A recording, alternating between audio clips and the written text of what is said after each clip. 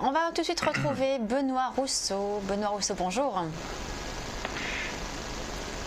Alors ce matin, on va parler tout d'abord du CAC 40, et on va parler du CAC et du DAX ensemble. C'est vrai que ce sont deux indices qui sont un peu, qui se cherchent un petit peu. Là, on est un petit peu en repli. Le CAC qui avait quand même terminé la semaine finalement au-dessus des 4200 points, très légèrement au-dessus des 4200 points. Et là, on est reparti en dessous. On est vraiment en train de chercher ce niveau.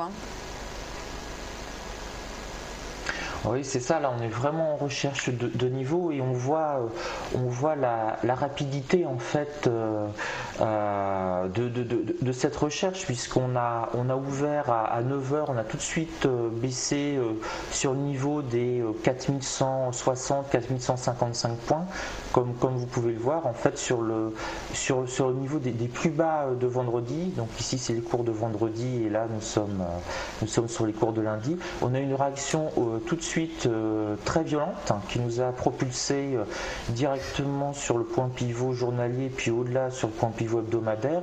Donc grosso modo on a fait 4160, 4200 en ligne droite, on a repris 1% et là on est en train de le reperdre à nouveau quasiment sans aucun retracement.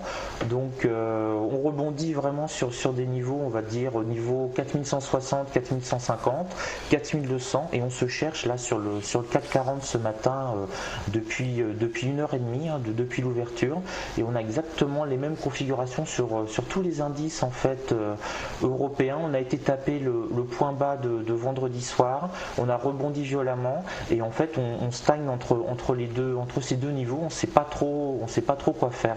Je pense qu'on attend un peu les États-Unis cet après-midi, qui sont encore très hauts, mais si les États-Unis commencent à décrocher aussi un peu, on peut plonger très rapidement sur les indices européens. Vous restez haussier sur les indices américains, ou est-ce que vous pensez qu'on peut assister à une correction ou voir une pause?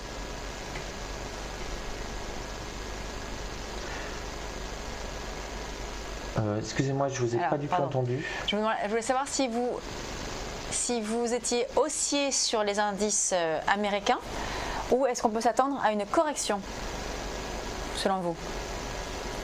Alors sur les indices américains, on est toujours sur les plus hauts annuels. Hein. On n'est pas loin des 2050. Là je vous ai mis le S&P 500 et on n'arrête pas de monter quasiment en ligne droite depuis un mois.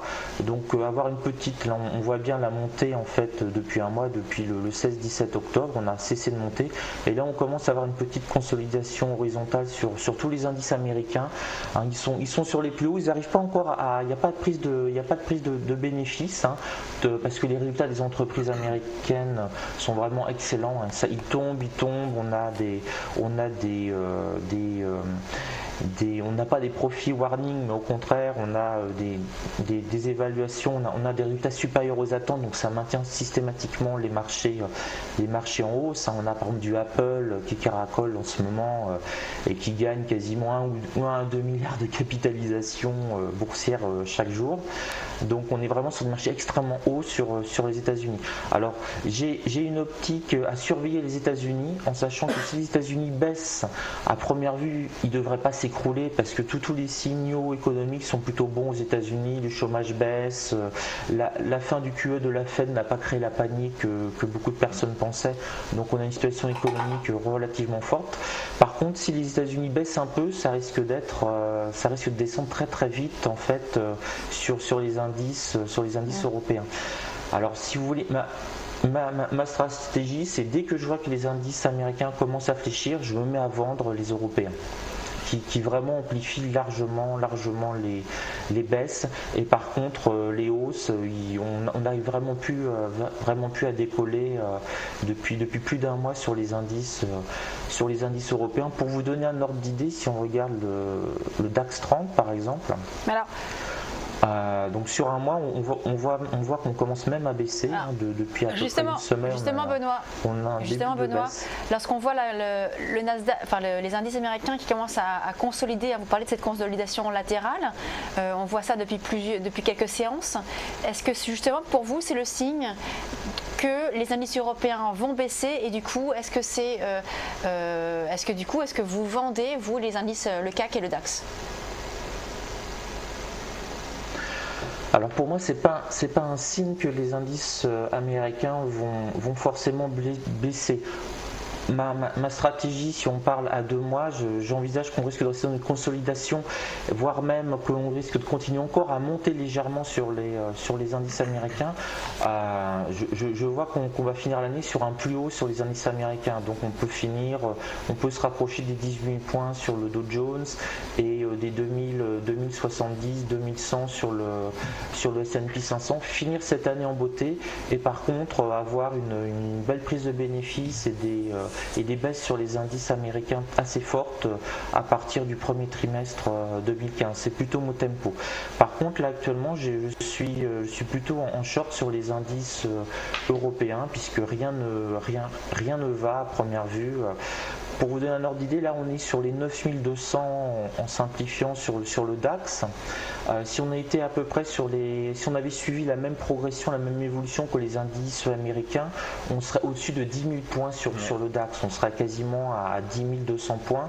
Donc on a décroché, finalement tous les indices européens ont décroché de 10% à peu près par rapport au niveau des indices américains d'il y a encore 5 semaines. Oui. Donc vraiment tendance pessimiste en Europe et bon, les États-Unis pour l'instant ça va bien.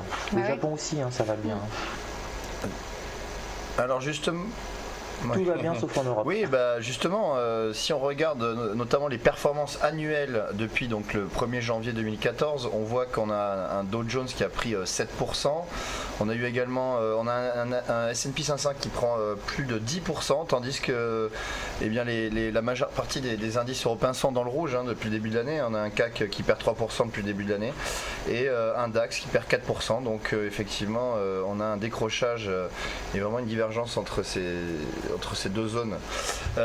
Donc pour récapituler ce que vous venez de dire, c'est que vous voyez donc un rallye, plus ou moins un rallye de fin d'année sur les indices mondiaux et par contre en début d'année 2015 un repli sur les indices américains. Oui, sur un repli sur les indices américains qui vont entraîner la chute de tous les autres indices.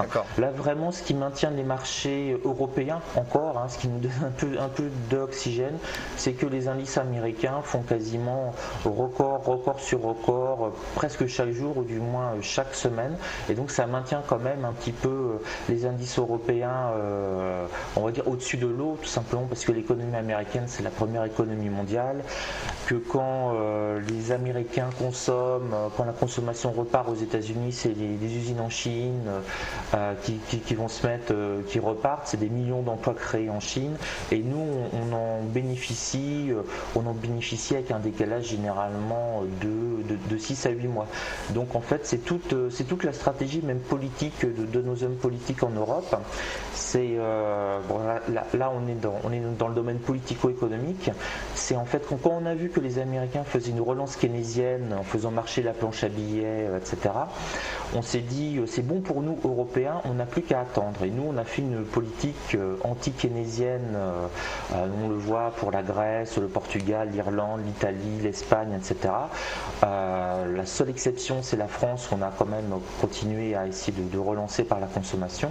Mais en fait l'Union européenne a essayé de jouer une stratégie politico-économique sur le papier très intelligente, c'est-à-dire laissons les Américains creuser leur déficit, dépenser pour relancer leur économie et donc l'économie mondiale, et nous on en profitera tranquillement 6 ou 7 mois après, on bénéficiera de leur croissance.